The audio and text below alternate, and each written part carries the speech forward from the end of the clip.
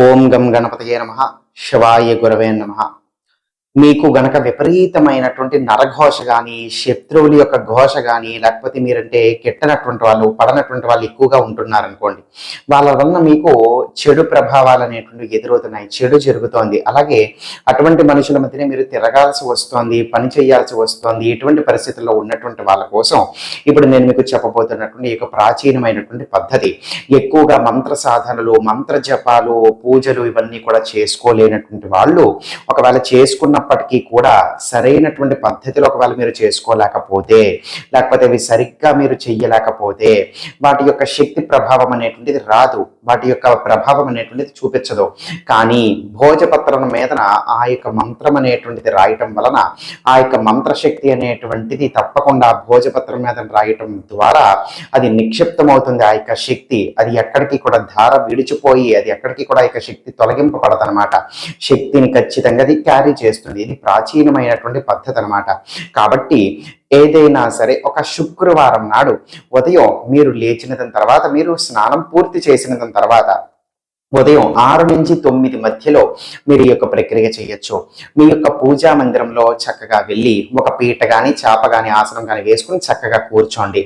దుర్గాదేవి అమ్మవారికి చక్కగా నమస్కారం చేసుకుని ఆవు నేతితో దీపం వెలిగించండి.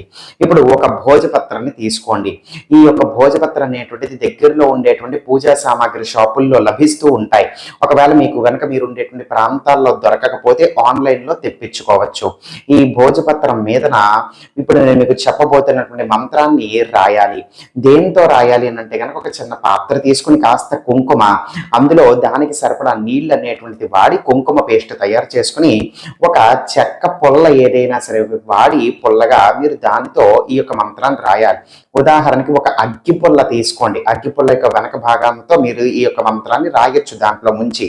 ఆ రాయాల్సినటువంటి మంత్రం ఏమిటి అని అంటే ఓం దుం దుర్గాయై నమః. ఇంతే.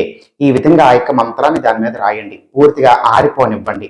ఇప్పుడు ఈ ఓం దుం దుర్గాయై నమః అనబడేటువంటి మంత్రాన్ని ఒక 27 సార్లు జపం చేసి ఇప్పుడు ఆ యొక్క భోజపత్రం జాగ్రత్తగా మడత పెట్టేసి, చిన్నదిగా మడత పెట్టి, ఖాళీ తావీజులు అనేటువంటివి మనకి అమ్ముతూ ఉంటారు, బయట దొరుకుతూ ఉంటాయి.